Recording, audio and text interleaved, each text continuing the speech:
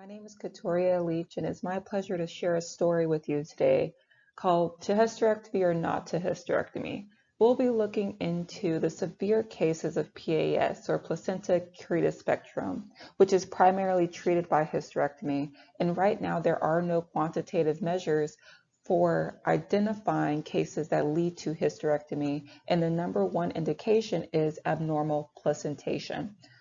Figure 1 on the left shows a kind of overhead view diagram of what this looks like. The placenta is kind of implanted itself into the uterus. On the right, you see an expert drawn mask of the placenta in the uterus, and the red box outlines a seemingly very small portion that kind of overlaps here. Our job is to use multiparametric radiomics and MRI to correlate hysterectomy candidacy, so people that end up getting the hysterectomy, and some quantitative feature. At the bottom left corner, you see figure 2, and this is an example of a patient who underwent MRI who has the uterus in pink overlay and the placenta in an orange overlay. In this study, we had 87 patients with hysterectomy and 153 without hysterectomy, for a total of 240. On these patients, for each of their uterus and placenta mask, we extracted radiomic features. Radiomic features, which I show in figure 3, can be split into 3 main categories: first order, shape, and then texture. And these texture features can be a wide variety of matrices, and we do analyses on those in order to get these features. Using the PyRadiomics feature extraction package, we were able to extract a total of 214 features, 107 for both the uterus and the placenta.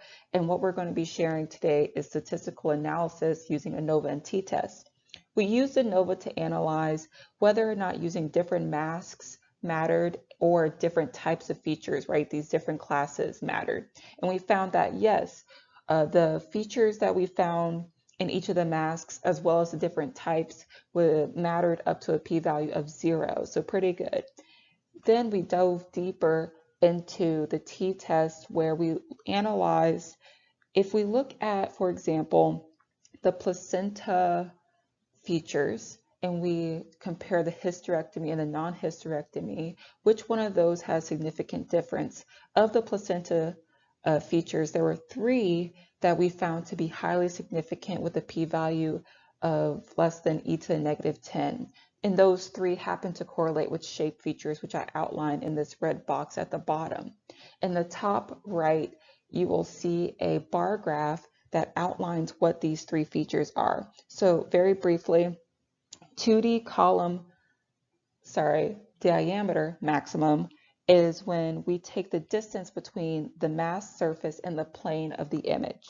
Minor axis length is related to the second largest principal component of the image. And finally, elongation is where we look at the relationship between the second largest and largest principal component of an image.